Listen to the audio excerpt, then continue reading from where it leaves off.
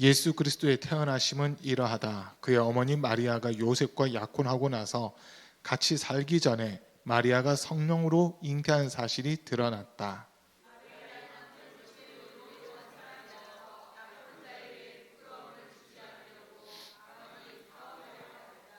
요셉이 이렇게 생각하고 있는데 주님의 천사가 꿈에 그에게 나타나서 말하였다. 다윗의 자손 요셉아, 두려워하지 말고 마리아를 내 아내로 맞아들여라. 그 태중에 있는 아기는 성령으로 말미암은 것이다.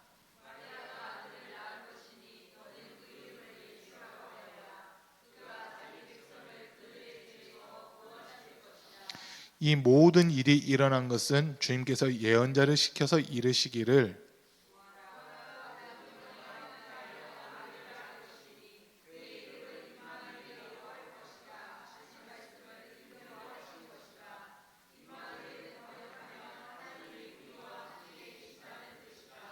요셉은 잠에서 깨어 일어나서 주님의 천사가 말한 대로 마리아를 아내로 맞아들였다.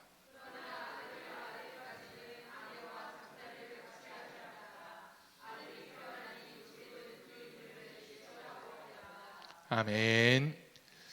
오늘 또 금요 기도에 함께 참석하신 우리 모든 성도들 삶 속에 주님이 주시는 신령한 은혜와 은사와 복이 늘 충만할 수 있기를 간절히 축복합니다.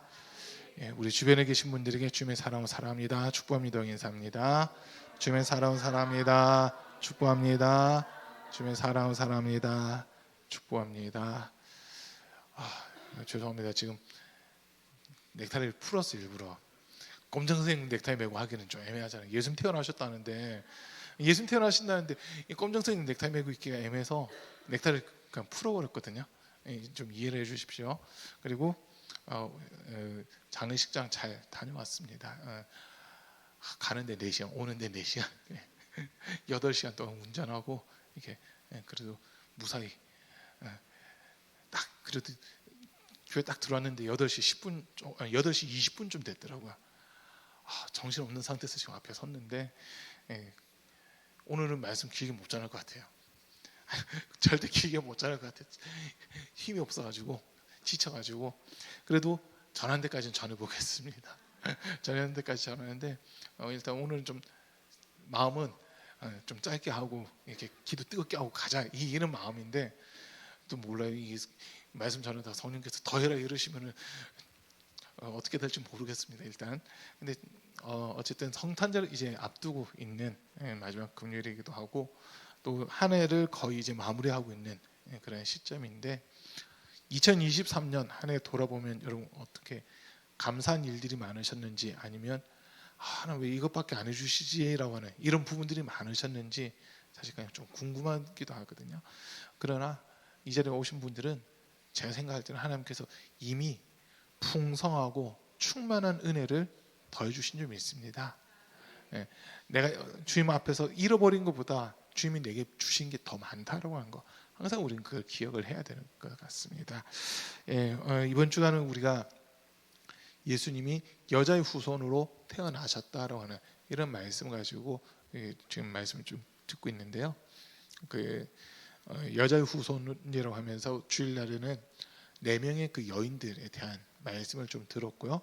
수요일날에는 창세기 3장에서 예수님이 여자의 후손으로 태어나실 수밖에 없었던 그 부분을 이제 좀 중점적으로 다뤘습니다. 특히 이 뱀이라고 하는 존재가 마귀 또는 사탄이라는 존재고 그 존재가 흙을 양식 삼는다 했는데 그 흙이 우리 사람 몸을 이루고 있는 그런 구성 요소라고 하는 거.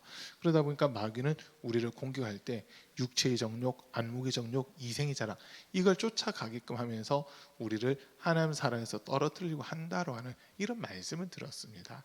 그러나 이제 하나님께서는 어쨌든 여자를 통해 죄가 시작됐지만 여자의 후손을 통해서 죄를 없애는 그 일을 하시기로 작정하셨다라고 하는 그런 말씀 우리가 들었고요.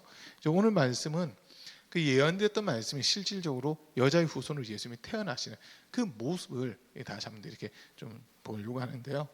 오늘 말씀 18절 말씀을 이렇게 보면 예수 그리스도의 태어나심은 이러하다. 그의 어머니 마리아가 요셉과 약혼하고 나서 같이 살기 전에 마리아가 성령으로 잉태한 사실이 드러났다. 자, 지금 예수님의 어머니 마리아랑 또 이제 족보상 아버지인 요셉의 그 이야기가 이렇게 기록이 되어 있는데, 두 사람이 약혼을 했고 아직 같이 살지는 않는 상황이라고 되어 있어요. 이스라엘의 성지순례를 갔었는데, 그때 가서 이렇게 보니까 요셉의 집과 마리아의 집이 엄청나게 가까이 있더라고요.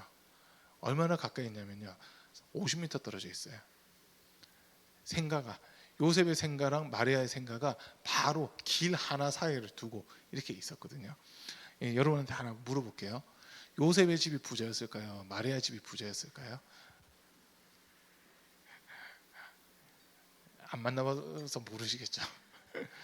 가서 보니까 마리아 집이 더 부자예요.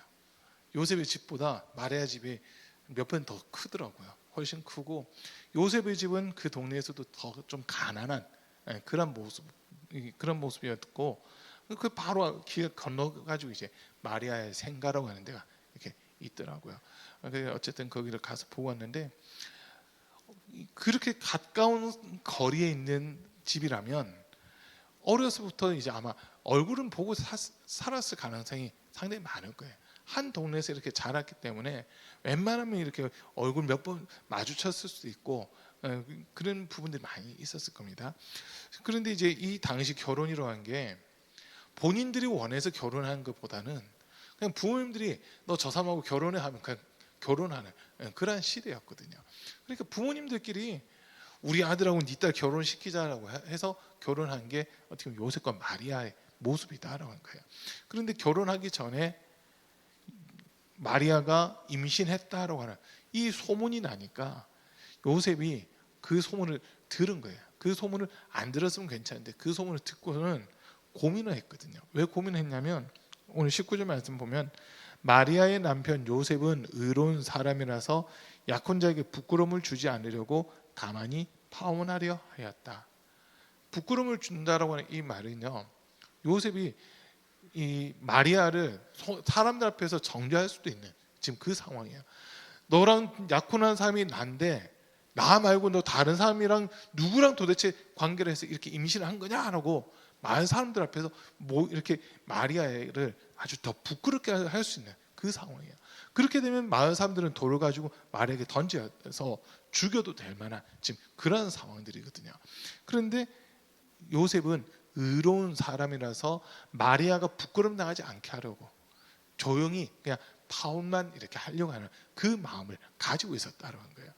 그러니까 요셉이 이 사람은 간음했습니다, 감통했습니다 이런 걸 한마디 떠들면은 자기랑 약혼을 했다 하지만 이게 파혼이 될 뿐만 아니라 마리아가 죽을 수도 있는 지금 그 상황까지 가는 거거든요. 그 상황까지 가는 건데, 그런 생각을 하고 있을 때 그냥 조용히 파혼해야 되겠다, 동네 시끄럽게 하지 말고 그냥 조용히 파혼해야 되겠다, 이렇게 마음 먹고서 잠을 들었는데 그날 밤에 천사가 이 요셉에게 일러주는 말이 다윗의 자손 요셉아 두려워하지 말고 마리아를 내 아내로 맞아들여라.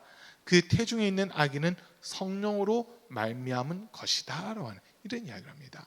자, 지금 이 요셉이라는 사람이 마태복음 1장에서 등장을 했는데 구약에도 요셉이라는 사람이 있잖아요. 창세기에서 보면 창세기에서 가장 많은 비중을 차지하고 있는 이야기가 누구 이야기냐면 요셉 이야기입니다. 요셉 이야기예요. 분량만 놓고 보면 요셉 이야기가 제일 길어요. 아브라함의 이야기는 창세기 12장부터 아브라함의 이야기가 기록되어 있거든요. 12장부터 기록되어 있는데 23장인가 24장 가면 아브라함 이야기가 끝이 나요. 그러면 12장 내지 13장 그 정도가 이 아브라함 이야기고요. 이삭의 이야기는 2장 정도밖에 안 됩니다. 상당히 짧아요. 이삭 이야기는 상당히 짧습니다. 그리고 야곱의 이야기가 또 좀 길게 돼 있잖아요. 야곱이 태어난 것부터 시작해서 이제 형 에서를 속이고 아버지를 속이고 오늘 팥죽 먹는 날이라면서요. 오늘 동지라대요. 예. 요셉이 어쨌든 그 팥죽 한 그릇에 장자권을 얻어내고 막 형이 받아들 장자의 그 축복 기도를 자기가 받고 막 이런 모습들. 그러다가 외삼촌 라반에게로 도망을 가고 거기서 20년 살면서 12명의 아들과 1명의 딸을 낳고 다시 돌아오는 막 이 내용들이 좀 길게 이렇게 돼 있어요. 그리고 나서 이제 40장쯤부터는 요셉에 대한 이야기가 쭉 기록되어 있거든요. 창세기에서 이 요셉에 대한 별명이 있는데 혹시 요셉의 별명이 뭔지 아세요? 학준아, 요셉의 별명이 뭐야? 꿈꾸는 사람. 꿈꾸는 사람이 오는 도다라고 하면서 형들이 막 요셉을 팔아넘기는 그런 모습들 있었잖아요. 그 구약 창세기에 나와 있는 요셉의 별명은 꿈꾸는 사람인데 신약 마태복음과 누가복음에 나와 있는 이 요셉도 역시 꿈을 꾸는 사람으로 그렇게 좀 묘사가 되고 있어요. 마리아에게는 천사가 직접 나타나서 이야기를 해줬지만 이 요셉에게는 꿈에 천사가 나타나서 이야기를 해주거든요. 특별히 마태복음 1장과 2장에 보면 하나님께서 꿈을 통해서 일을 이루어 가시는 지금 이 모습들이 좀 기록이 되어 있는데 1장에서는 요셉의 꿈에 천사가 나타나서 네 아내 마리아를 너희 아내로 데려오기를 두려워하지 마라. 그에게 잉태된 이는 성령으로 말미암아 잉태된 것이다 라고 이 이야기를 해주고요. 2장에서는 동방박사들이 예루살렘으로 들어갔다가 그곳에서 이제 태어난 아기가 없다는 것을 확인하고 나왔을 때 이제 별이 다시 안내를 하잖아요. 그 아기 예수님께 황금과 유황과 모략으로 경배를 드린 이후에 그들이 거기서 잠을 잔 것 같아요. 자고 그날 밤에 바로 움직인 것이 아니라 떠나온 게 아니라 거기서 잤는데 이 동방박사들에게 천사들이 또 꿈으로 알려주기를 헤롯에게로 가지 마라. 헤롯에게로 가지 말고 다른 길로 가라. 별이 안내해 주는 대로만 그냥 따라가라라고 하면서 다른 길로 가라고 천사들이 꿈에 또 이렇게 일러주는 이런 내용들이 나와 있거든요. 그래서 요엘서에서 보면 마지막 때 하나님께서 일을 이루어 가실 때 꿈을 통해서 환상을 통해서 예언을 통해서 일들을 이루어가는 그런 모습들과 또 이렇게 좀 연결시킬 수 있는 그런 부분이라는 거거든요. 자, 그런데 중요한 거는 지금 천사가 뭐라고 얘기하느냐? 마리아에게 잉태된 아기는 사람의 씨가 아니라 성령으로 말미암아 잉태되었다라고 하는 이 이야기를 하고 있습니다. 자, 지금 그러면 이 요셉 입장에서는 처음 말만 들었을 때 마리아가 잉태했다, 마리아가 임신했다 이 이야기를만 들었을 때는 속이 많이 상했을 거예요. 왜냐하면 자기랑 결혼하기로 약혼이 돼 있잖아요. 지금 본인들 의사 뭐 이거보다도 양가 부모님들이 이미 서로 뭐 사위로 삼고 며느리로 삼고 부모님들끼리 얘기가 다 된 상황이고 이제 이 남편인 요셉의 집에 뭐 이 방 하나만 만들면 그냥 이동해 가서 살면 되는 지금 그 상황이거든요. 그런 상황 속에서 마리아가 임신했다 이 소문이 들리니까 요셉 입장에서는 사실 괴로울 수밖에 없었고 근심될 수밖에 없는 그 상황이거든요. 그리고 이제 혼자 속으로 여러 생각을 했겠죠. 도대체 누굴까? 마리아를 임신케 한 그 사람은 도대체 누굴까? 막 이런 것들로 속상해할 수 있는 지금 그 상황이었던 거거든요. 오해를 또 할 수 있는 상황이고 속상해할 만한 그런 상황인 거예요. 그런데 천사의 말은 그 사람이 아니라 사람으로 말미암아 잉태된 것이 아니라 성령으로 말미암아 잉태되었다라고 그 한마디를 하거든요. 성령으로 말미암아 잉태되었다. 하나님의 은혜가 덧입혀졌다라고 하는 그런 이야기잖아요. 이 누가복음에서도 보면 가브리엘 천사가 마리아에게 예수님을 잉태하게 될 것에 대해서 이야기를 해 주는데 그때 이제 마리아에게 뭐 어떤 이야기들을 하냐면 너에게서 태어날 이 아기는 이 사람은 장성한 이후에 많은 사람들에게 선한 영향력을 보일 것이고 선한 영향력을 끼칠 것이고 하나님이 기뻐하신 그 일을 하게 되는 사람이다라고 하는 이런 이야기를 하거든요. 그때 이 마리아가 처음에는 좀 긴가민가하면서 의심을 해요. 그러나 이 천사의 말을 쭉 듣고 난 다음에 특히 친족인 엘리사벳이 늦은 나이에 느금하게 아기를 가졌다고 하는 것, 세례 요한을 임신했다고 하는 그것을 이야기할 때 마리아가 주의 여종이오니, 주의 계집종이오니 주님의 말씀이 그대로 이루어지기를 원합니다라고 하면서 하나님의 그 계획하신 것을 받아들이게 되거든요. 받아들이게 돼요. 자, 지금 제가 일부러 누가복음 이야기도 같이 꺼냈는데 이유가 뭐냐면 성령께서 일하신다 할 때, 성령께서 일하신다 할 때 그냥 막 강제적으로 우리를 일을 이루어 가신 것이 아니라 우리가 그것을 믿음으로 받아들일 수 있어야지만 성령께서 우리 안에서 일을 행하신다라고 한 거거든요. 마리아가 누가복음에 있는 표현으로 만약에 마리아가 자기에게 예수님이 잉태되는 것을 거부했으면 예수님은 마리아가 아닌 다른 사람에게서 태어났을 수도 있어요. 마리아가 아닌 다른 사람에게서 태어났을 수도 있지만 마리아가 그 말씀들을 듣고 나서 마리아 자체는 주님의 뜻이 그렇다면 주의 말씀이 나를 통해서 이루어지기를 원합니다라고 하는 그 대답을 하는 거였거든요. 하나님은요 우리를 뭐 기계처럼 그렇게 다루시는 게 아니라 인격적으로 우리에게 다가오시는 거예요. 그래서 우리가 안 하겠다 하면은 일 안 시키세요. 그러나 우리가 그것을 어떤 불이익이 있다 하더라도 주님이 기뻐하시는 일이라면 제가 감당하겠습니다 할 때 그때 그 사람에게 할 수 있는 힘도 주시고 능력도 주시고 그 사람을 통해서 그 일들을 온전히 이루어 가신다라고 하는 겁니다. 그러면 오늘 이 자리에 나오신 저와 여러분, 우리는 하나님께서 이 어떻게 보면 마지막 시대잖아요. 지금 우리가 살고 있는 이 마지막 시대에 하나님께서 예수님이 다시 오실 그 길들을 위하여 내가 누구를 사용할 것인가라고 하며 고민하고 계시거든요. 우리에게 이제 살짝 감동을 주시는 거예요. 아무개 성도야, 너가 이 일 한번 해볼래? 이거 한번 감당해 볼래라고 그렇게 우리에게 어떤 감동을 주실 수 있어요. 그때 많은 분들이요 그 감동을 처음에 받으면서 부담되게 느끼거든요. 왜 하필 접니까? 라고 하는 이런 마음을 또 많이 가질 수 있잖아요. 그런 일이라면 저 사람들이 해도 될 것 같은데, 저 사람들이 얼마든지 할 수 있을 것 같은데 그걸 왜 저에게 감동을 주세요? 막 우리가 좀 그러고 싶은 마음들도 사실 있거든요. 그런데 주님께서는 이렇게 보시는 거예요. 그 감동을 주셨을 때 그 감동 가지고 사실 막 싸우게 되거든요. 왜냐하면 우리 육체로는 감당이 안 되다 보니까 할 수 없다고 하는 그 마음 때문에, 두려운 마음 때문에 거부하는 이 모습들이 사실 많이 있어요. 그렇지만 주님께서는 너무나도 하고 싶으시니까 누군가를 통해서 이 일을 하긴 할 텐데 내 마음에는 너가 이 일을 할 수 있을 것 같아. 그래서 사실 감동 주시는 거거든요. 그러나 우리가 그 계속 거부하잖아요. 계속 거부하면 주님은 알았어. 너는 더 이상 내가 일 안 해. 너를 통해서 일 안 해라 하면서 완전 일을 안 맡겨버리는 그 모습이 되는 거예요. 그러나 기회를 줬을 때 그 기회를 놓치지 않고 잡잖아요. 그러면 이용은 너는 무엇을 맡겨도 너가 할 수 있구나. 다음번에 내가 더 큰 거 한번 맡겨볼게. 다음번엔 내 마음을 더 기쁘게 할 수 있는 거 그걸 내가 한번 더 맡겨볼게. 이렇게 하면서 우리가 아멘하고 순종할 때 주님이 우리를 믿어주시고 믿어주시는 만큼 주의 일을 우리에게 분담시켜 주시는 그런 모습들이 나타난다는 거거든요.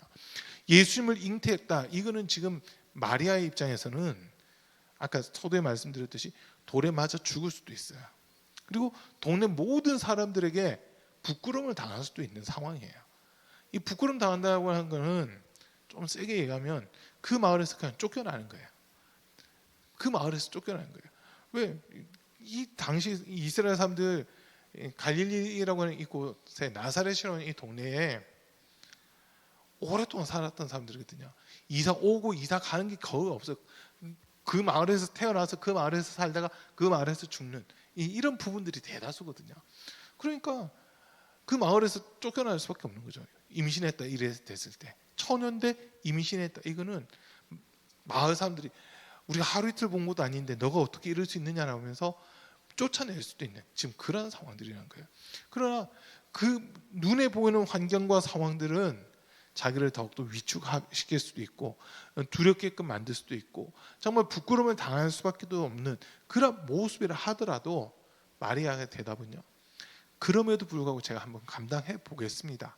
어떻게 이런 대답을 하는 거였거든요. 성령께서 이렇게 감화하시고 감동하실 때 순종하는 사람들 결국에 어떻게 되느냐? 성령님이 지켜주시는 겁니다. 하나님이 지켜주시고 보호를 해주셔서 절대 피해를 입지 않도록, 절대 손해가 나지 않도록 주님이 보호하시는 그 은혜를 허락해 주신다고 하는 거거든요. 그래서 마리아는 지금 자기가 임신했을 때 천사를 통해 분명히 이야기를 들었어요.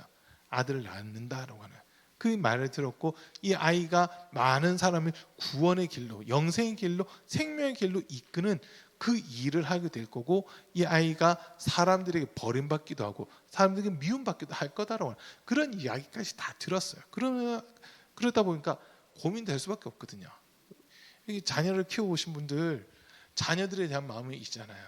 우리 부모님들이 자녀에 대한 마음이 있거든요. 그 마음이 뭐냐면, 그래도 자녀가 좀 더 잘 됐으면 좋겠다, 자녀가 바르게 성장했으면 좋겠다, 사람들에게 최소한 욕은 안 먹었으면 좋겠다, 칭찬 듣고 우리 자녀들이, 많은 사람들이 우리 자녀들을 인정해주면 좋겠다, 그 마음이잖아요.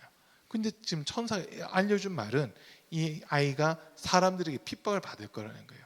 사람들에게 버림을 받는다는 거예요. 사람들에게 조롱을 받는다는 거예요. 감당하기 힘든 그런 일들이 일어날 수도 있는데, 이걸 어떻게 너가 해보겠냐라고 하는 그런 질문도 있었던 거거든요. 그 질문에 대해서 마리아가 사실 고민을 한 거예요. 고민하고 또 고민하고 고민하다가 내린 결론은, 나는 주님의 여종이니까 나에게는 아무 권한이 없습니다. 주님이 하시겠다고 하는데 종인 내가 무슨 말을 합니까? 주님의 말씀 그대로 내게 이루어 주십시오라고 그대로 말씀을 수용하는 지금 이 부분이었거든요. 그래서 예수님은 어떤 여인에게서 태어나느냐 했을 때, 하나님의 살아계심을 인정하고 하나님을 두려워하고 하나님이 쓰시겠다 할 때 아낌없이 자신을 내어주는 그 사람을 통해서 예수님이 태어나신 거였습니다. 예수는 그 길을 통해서 오신 거거든요. 뭐 마리아라고 하는 여인이 위대하다 이게 아니라, 지금도 예수님은 마리아처럼 하나님이 주시는 감화 감동, 또 하나님의 말씀에 대해서 전적으로 순종하겠다고 하는 사람, 그 사람을 통해서 이 일을 이루어 가기를 원하신다고 한 겁니다. 아멘. 이왕이면 이제 성경에 기록되는 모든 예언의 말씀들은 다 이루어지고 딱 한 개 남았잖아요. 예수님이 이 땅에 다시 오신다 그러지. 그 말씀 하나 남았는데, 아까 마지막에 마라나타 찬양한 것처럼 이제 예수님이 이 땅에 오시면 모든 말씀들이 다 이루어지는 거거든요.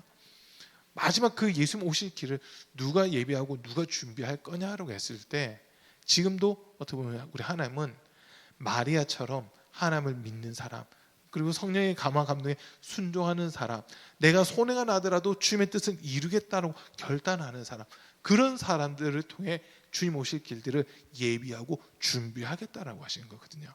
거기에 저와 여러분들이 쓰임받을 수 있으면 좋겠습니다. 하나님, 그 일은 너무 부담스러워요. 제가 하기 힘들어요. 그냥 저 다른 사람들한테 그 일을 넘겨주세요. 해보세요. 주님 앞에서 서는 날 우리 주님이 우리에게 뭐라 하시겠어요? 나는 너를 믿었는데 너는 나를 믿지 못하고 있었구나. 내가 너를 믿고 너를 통해서 이 일을 이루어 가고 싶었지만 너가 나를 믿지 않았기 때문에 이 일을 너가 거부했다. 그건 책망받는 거잖아요. 믿지 못했다라고 책망받는 거. 그게 제일 큰 책망이거든요, 사실은. 예수님이 제자들을 보시면서도 책망하신 것들이 있어요. 다른 거 가지고는 책망 안 하시더라고요. 일을 잘했냐 못했냐 가지고 예수님 책망하신 적 없어요. 예수님 책망하신 건 딱 하나, 믿음이 없다 또는 믿음이 적다라고 하는 것 때문에 제자들을 책망하시거든요. 이 악한 세대야, 이 세대 속에서 너희가 살아가고 있는데 너희가 지금 믿음이 없어서, 믿음이 적어서 이 악한 세대 속에서 어떻게 버티려고 하느냐, 이런 책망을 하신 거지, 어떤 일에 대해서 잘했냐 못했냐 지금 그거 가지고 책망한 적은 한 번도 없으세요. 지금 뉘앙스가 이해되시죠? 예수님께서 직접 택하시고 부르신 그 제자들조차도 예수님이 보실 때 믿음을 보시고 믿음에 대해서만 인정하시는 그 말씀하시지, 업무의 능력 가지고 뭘 하신 적은 한 번도 없다고 하는 거거든요. 이왕이면 뭐 업무 능력도 뛰어나면 좋겠지만, 업무 능력도 뛰어났으면 좋겠지만, 예수님 제자들 중에 업무 능력 뛰어날 만한 사람이 없어요. 업무 능력이 제일 뛰어났다고 판단할 우리가 볼 때 예수님 제자들 중에서 업무 능력이 제일 뛰어나다라고 말할 수 있는 사람이 있다면 제가 볼 땐 두 사람 정도예요. 한 사람은 가룟 유다고 한 사람은 도마예요. 가룟 유다고 도마, 이 정도 되는 사람들이 그나마 좀 제자들 중에서는 그나마 좀 배웠고 그나마 좀 계산도 좀 할 줄 알고 이런 사람들이에요. 뭐 한 명 더 한다면 그죠, 세리 마태 또는 레위라고 돼 있는 그 사람, 세관에 있었으니까 계산을 하는 게 빨랐을 거라고요. 한 이 세 사람 정도는 계산을 하고 했던 그런 사람이에요. 예수님 제자들 중에서 좀 논리적으로 따지려고 하거나 뭔가 계산하려고 했던 사람들을 성경에서 쭉 보면 유다, 도마, 빌립, 마태 딱 네 사람이거든요. 그 이상은 없습니다. 그 이상은 없는데 이 네 사람들 중에서 계산이 제일 빨랐던 사람은 누굴까 했을 때 가룟 유다예요.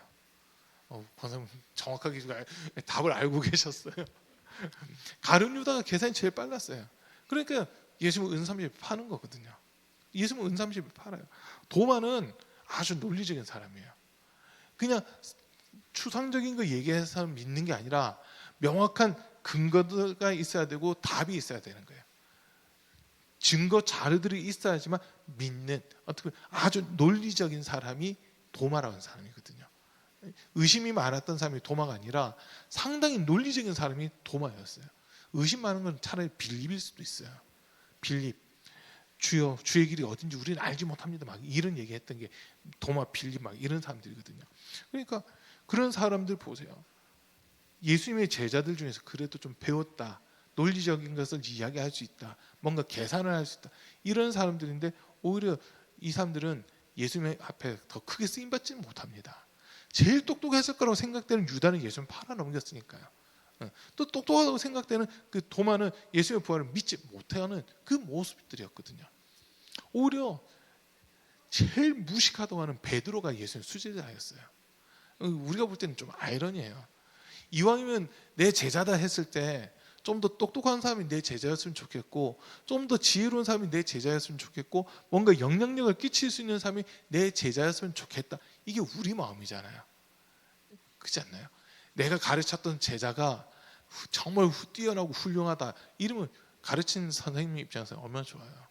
우리 김예용 권사님이 이 센터에서 아이들 가르치는데 제가 보니까 우리 권사님이 제일 좋아하는 학생이 있다면 우리 학준이거든요. 권사님 그런가요? 아닌가요? 제가 볼 땐 그런 것 같아요. 학준이를 좋아하시는 것 같아요. 용진이도 좋아하시지만 학준이를 더 좋아하시는 것 같아요. 자, 그런데 학준이가 권사님이 이렇게 기대를 받았음에도 불구하고 기대에 미치지 못하는 행동을 한다 했을 때 권사님 그때는 어떻게 될까요? 실망스럽지 않아요? 기대를 이만큼 했는데 이만큼은 못 나오고 이만큼만 나왔을 때는 그래도 그냥 믿어주시는 거예요. 아유, 감사합니다. 예수님의 마음을 품으셨어요. 감사해야 돼. 우리가 볼 땐 그렇잖아요. 이왕이면 청출어람이라 해가지고 스승보다 제자가 더 뛰어났으면 좋겠다. 이게 선생님들의 마음이거든요. 내 제자 중에서 더 뛰어난 사람들이 나왔으면 좋겠다. 그런 마음들 선생님들한테 있잖아요. 부모님도 내 자녀가 나보다 더 잘 됐으면 좋겠다는 그런 마음을 가지는데, 근데 예수님은 제자들을 보면서 택하실 때 소위 세상에서 명예가 있고 힘이 있고 권력이 있는 사람을 택한 게 아니라 가장 미련하다고 보이는 사람들, 가장 어리석은 사람들, 가장 못 배운 사람들, 어떻게 보면 이 사람들을 택하셔가지고 예수님이 그들에게 하나님 나라의 말씀을 가르쳐 주시고 복음을 전하시는 이 모습들이었거든요. 우리가 생각하는 것과는 완전 반대로 예수님은 일을 하고 계시는 거예요. 그러나 그 중심에 딱 한 가지는 보고 계셨어요. 주님이 말씀하실 때 아멘하고 순종할 수 있는 사람이었다는 거거든요. 예수님의 제자들은 하나를 가르쳐 주잖아요. 하나를 그냥 그대로 아는, 받아들이는 그런 사람들이에요. 이게 말씀이라고 했을 때 이게 말씀이구나, 그냥 그대로 받아들이는 거예요. 이 말씀 왜 이렇지 이렇게 계산하는 게 아니라 이게 예수님이 이렇게 말씀하셨어, 그냥 그 한마디면 끝나는 게 이 제자들의 모습이었거든요. 어떻게 보면 아주 단순한 모습의 삶을 살아갔던 게 제자들이에요. 예수님이 쓰시기는 오히려 이런 사람들이 편하다는 거거든요. 자기 생각 내세우고 자기 논리 내세우고 자기 상황 내세워 보세요. 주님이 일하고 싶어도 일을 못하게 되는 겁니다. 일을 못하게 돼요. 그러나 주님께서 무엇을 시키시든지 아멘하고 순종하는 사람들은요, 주님께서 마음껏 일을 맡길 수 있는 그런 사람이라는 거거든요. 지금 마리아 또 요셉 이들이 지금 살고 있었던 고향 마을이 나사렛이라는 동네잖아요. 나사렛. 이 요한복음 2장에 나와 있는 말씀 보면 2장이죠. 나다나엘 이야기가 나오는데 나다나엘이라는 사람, 빌립이라는 제자가 나다나엘을 예수님에게 데리고 오거든요. 요한복음에만 나다나엘이라는 이름이 기록되어 있습니다. 근데 그 나다나엘이 아마 예수님의 12제자들 중에서 바돌로메라고 하는 제자일 가능성이 상당히 높아요. 바돌로메라고 했을 때 앞에 바, 누구누구의 아들, 아니면 이 누구누구를 아버지로 하는 사람, 이런 뜻이거든요. 그러니까 돌로메를 아버지라 부르는 사람, 이게 바돌로메예요. 예, 바디메오, 디메오의 아들 이렇게 되는데, 사실 원어대로 하면 디메오를 아버지라 부르는 사람, 이게 바디메오, 바돌로메 이런 식으로 되어 있는 거거든요. 바울은 다른 겁니다. 바울은 이 자체가 한 단어예요. 바디메오, 뭐 바돌로메 이런 경우는 예수님이 또 요한복음 21장에서 보면 바요나 시모나 이러잖아요. 요나를 아버지라 부르는 너 시모나, 이런 의미거든요. 그래서 이름에 바자가 들어갔을 경우 다는 아니지만 대다수가 누구누구의 아들 이런 그런 의미가 이렇게 담겨져 있습니다. 그래서 예수님 제자 중에 바돌로메, 명확한 이름이 아니라 돌로메의 아들, 돌로메가 돌로메를 아버지라 부르는 사람, 이런 이름을 가진 이 사람의 원래 이름이 나다나엘이 아니었을까라고 우리가 그렇게 추측해 보는 겁니다. 자, 그런데 어쨌든 그 나다나엘이 빌립의 이야기를 듣고 하는 이야기가 있잖아요. 나사렛에서 어찌 선한 것이 날 수 있겠느냐. 네. 나사렛에서 무슨 선한 것이 날 수 있겠느냐라고 했을 때 빌립의 대답이 아주 짧고 명료한 대답을 해요. 와보라, 와서 봐라, 이 한마디 하면서 나다나엘을 예수님께 데리고 오는 그 모습이 있었잖아요. 자, 지금 저 대화 속에서 나다나엘이 했던 말에서 우리는 힌트 한 가지 얻을 수 있어요.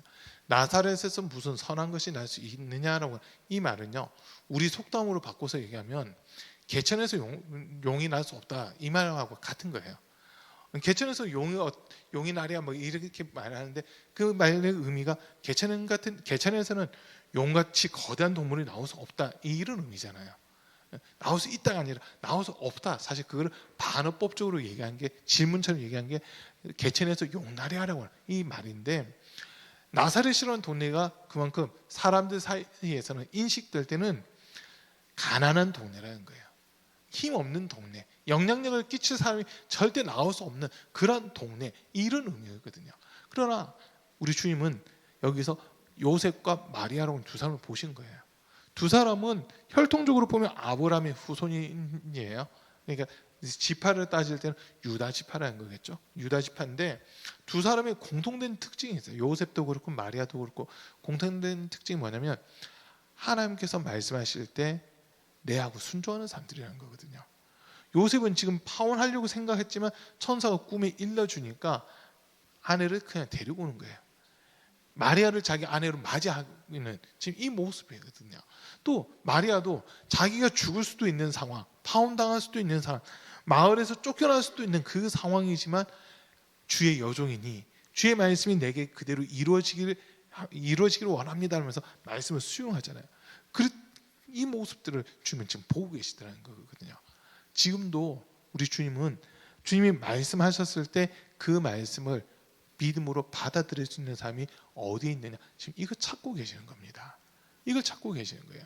그래서 사람의 방법이 아닌 하나님의 방법에 순종할 수 있는 사람, 그 사람이 어떻게 보면 마리아와 요셉이었다라고 하는 겁니다. 그리고 이제 오늘 말씀에서 중요한 게, 이 예수님은 말 그대로 성령으로 잉태가 됐잖아요. 성령으로 잉태가 돼요. 사람의 씨로 잉태가 되었으면 죄성을 가지고 태어난 거지만, 성령으로 말미암아 잉태가 되었기 때문에 태어나는 그 순간부터, 잉태된 그 순간부터 거룩함으로 잉태가 된 그런 모습이라는 거거든요. 아까 차에서 이렇게 오다가 권사님들이 재밌는 얘기 하시더라고요. 몇 년 전에 성탄 발표를 한번 했었다면서요. 저 양정에 가가지고 그때 성탄 발표의 모습이 어땠냐고 우리 박은혜 사모가 물었거든요. 장순일 권사님 그러셨나? 장순일 권사님 그러셨죠.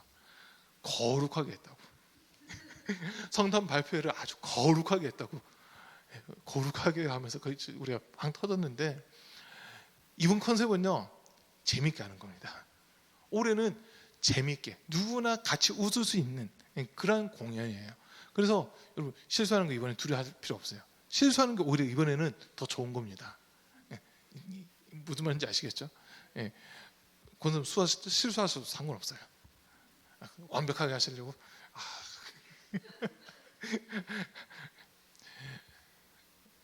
우리 갈림 남성 꽁트 실수하셨으면 더 재밌어요. 칠교놀이 실수해도 돼요. 블랙나이트 실수해도 돼요. 악의 예술만 나타나면 되니까. 학준 그지? 학준이가 칠교도 하고 블랙나이트도 하고 둘 다 해야 되거든요. 어쨌든 우리가 지금 목표하는 거는 완벽하게 하는 거. 이거는 우리가 원하지도 않아요.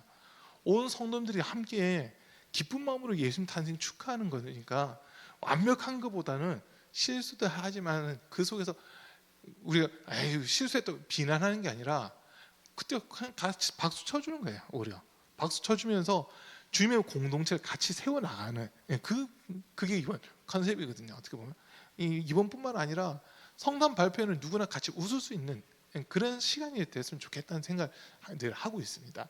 자, 어쨌든 지금 주님이 찾고 있는 사람이 어떤 사람이냐 했을 때 주님이 무엇을 말씀하시든지 아멘하고 순종하겠다는 사람, 그 사람을 찾고 있다는 거거든요. 지금 예수님이 마리아에게서 태어났다 이 사건만 우리가 기억을 하는데 왜 하필 마리아였을까? 이제 이 질문을 들어가 보는 거예요.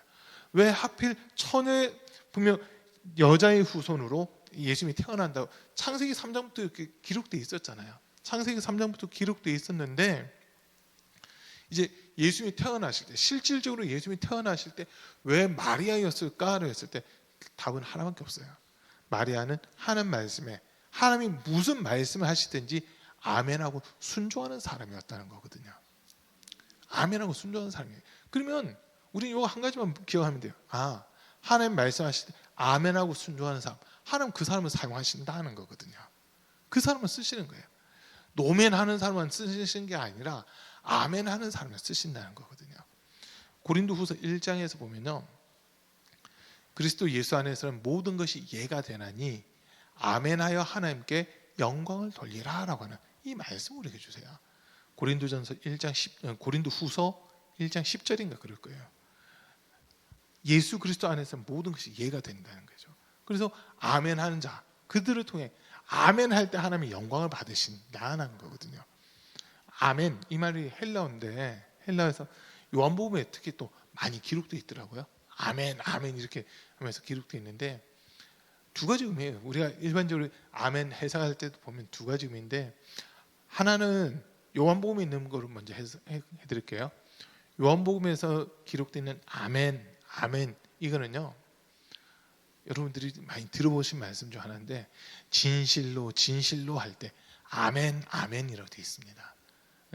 진실로 진실, 거짓된 거 없이 하나님 말씀 자체가 진실이고 예수님께서 말씀하신 것 자체가 진실이다 할 때 그때 아멘 아멘 이렇게 헬라어에서는 기록되어 있고요. 또 다른 하나의 아멘은 구약에서도 나오고 그 말씀드린 고린도후서 1장에서도 나오는 내용인데 1장 20절이었네요. 죄송합니다. 주님의 말씀에 내가 순종하겠습니다. 주님의 말씀이 맞습니다. 그 말씀에 제가 동의하고 그 말씀대로 내가 따라가겠습니다라고 하는 이게 아멘의 또 의미가 되는 거거든요. 그래서 그리스도 예수 안에서 아멘하는 사람, 그들을 하나님이 지금 찾고 있다라고 한 겁니다. 신명기 말씀 쭉 읽다 보니까 깜짝 놀라는 부분이 하나 있었어요. 그게 뭐냐면 이스라엘 백성들이 이제 가나안 땅에 들어가게 되면 이스라엘 백성들을 두 그룹으로 나누래요. 그래서 한 그룹은 에발산에 세우고 또 한 그룹은 그리심산에 세우라는 거죠. 그리심산과 에발산이 서로 마주보고 있는 산인데 그림신산, 이름이 어려워요.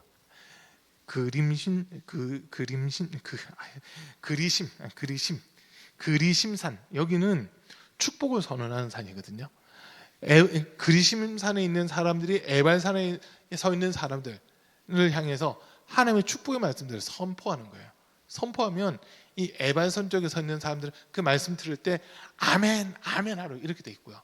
또 반대로 에발산 쪽에서, 에발산은 이제 저주하는 산인데, 에발산에 있는 사람들이 그리심산 쪽에 있는 사람들을 향해서 저주의 말씀을 선포하게 되면 그리심산 쪽에 있는 사람들이 또 그 말씀에 대해서 아멘, 아멘 하라고 그렇게 돼 있어요.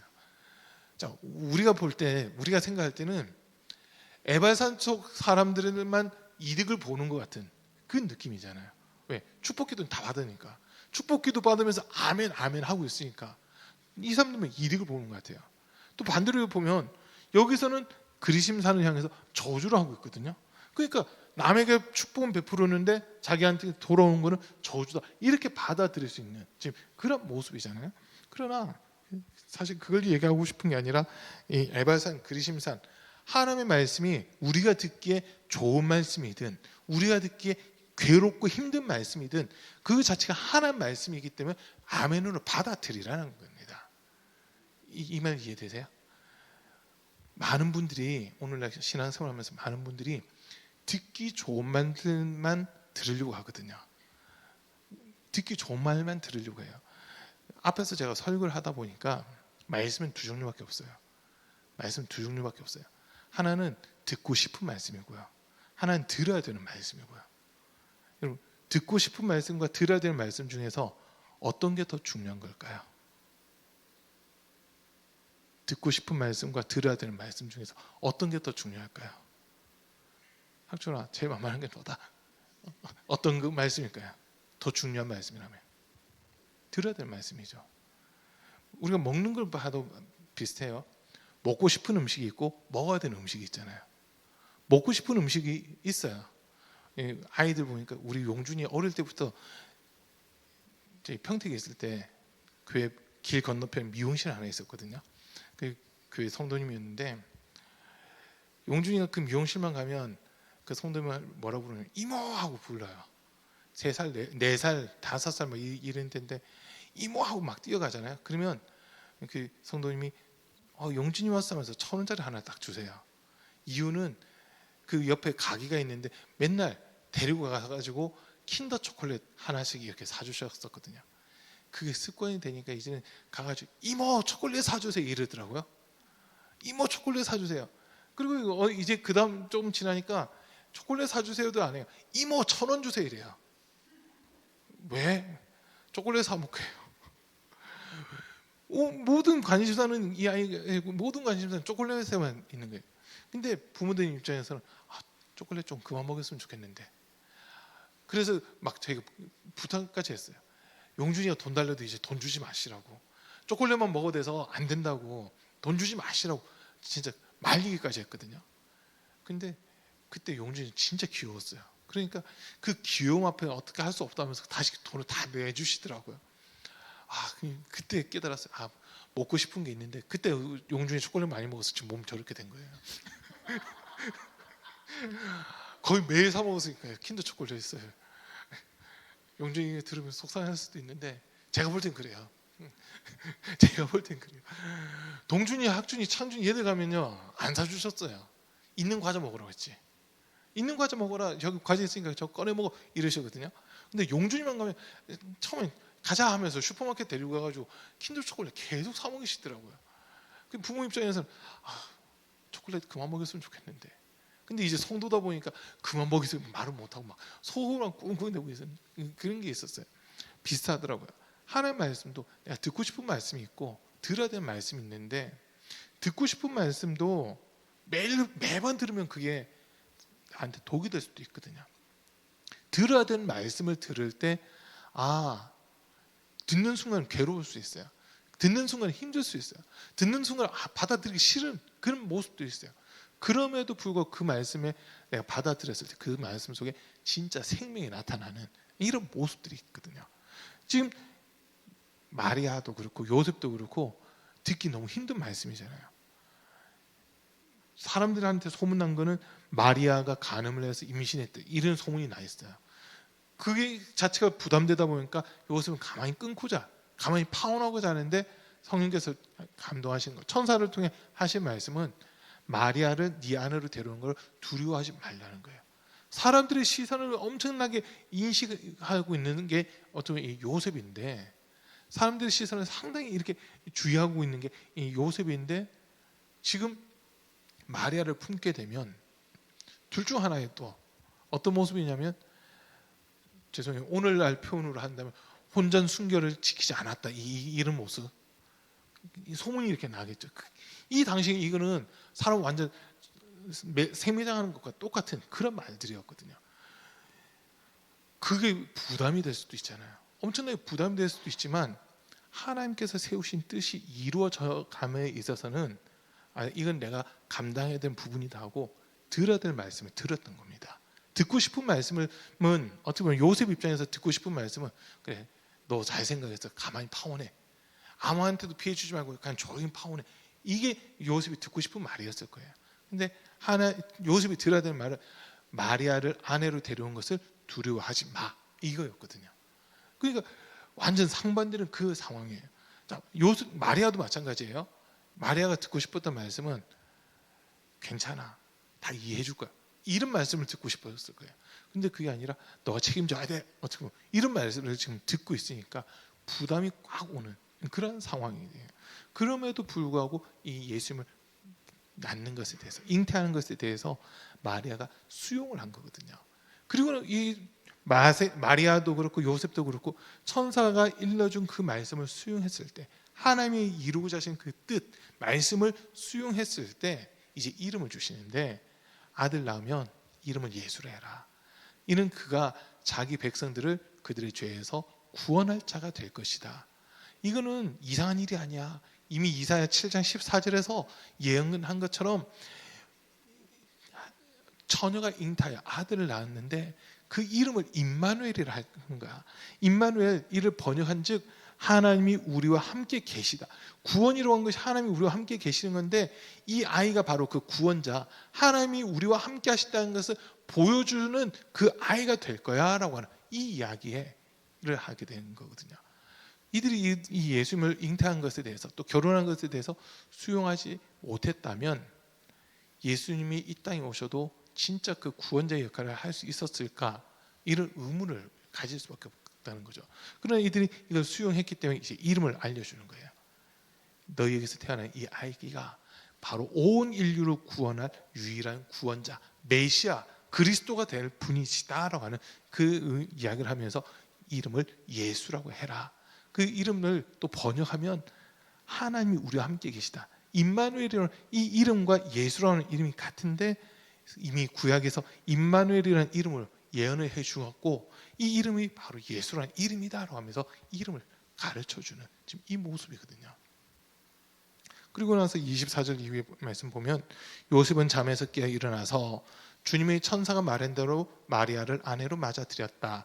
그러나 아들을 낳을 때까지는 아내와 잠자리를 같이 하지 않았다. 아들이 태어나니 요셉은 그 이름을 예수라고 하였다. 천사가 일러준 것을 그대로 지금 순종하고 있는 이 모습이거든요. 그리고 지금 여기 25절에서 중요한 얘기를 하는데, 아들을 낳을 때까지, 예수님입니다.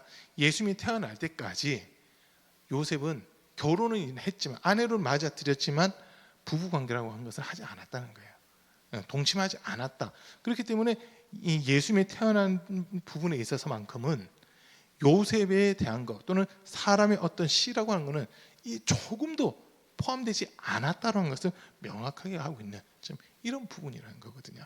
그래서 오늘 이 말씀 이제 정리한다면, 하나님은 지금 이 순간도 예수님이 다시 오실 그 길들을 위해서 사람들을 찾고 있어요. 믿음의 사람들을 찾고 있는데, 주님이 감화하시고 감동하신 말씀에 아멘하고 순종할 수 있는 사람, 지금 그 사람들을 찾고 있다는 거거든요. 그 사람들을 통해서 주님 오실 길들을 예비하고 준비하겠다라고 하는 이 말씀을 주신 겁니다.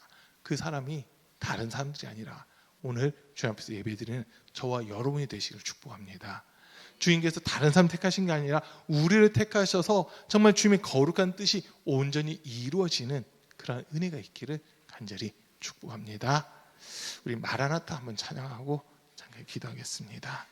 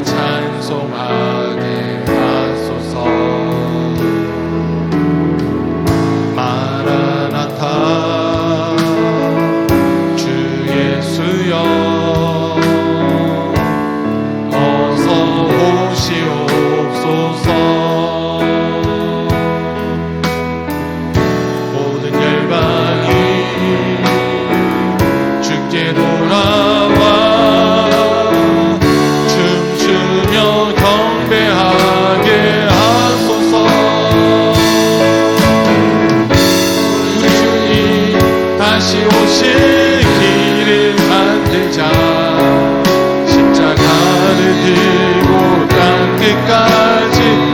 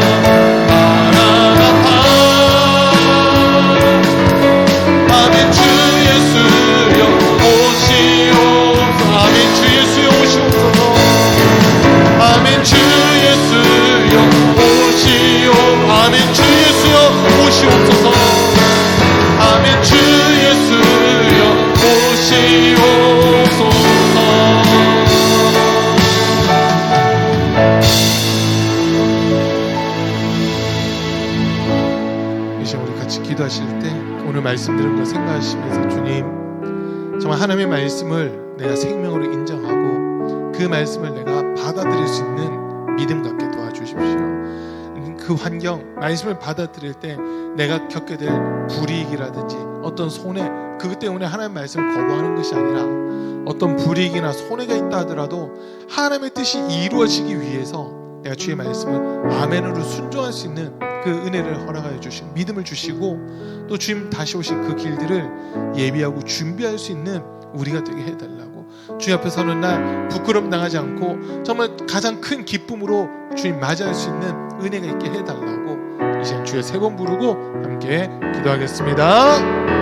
주여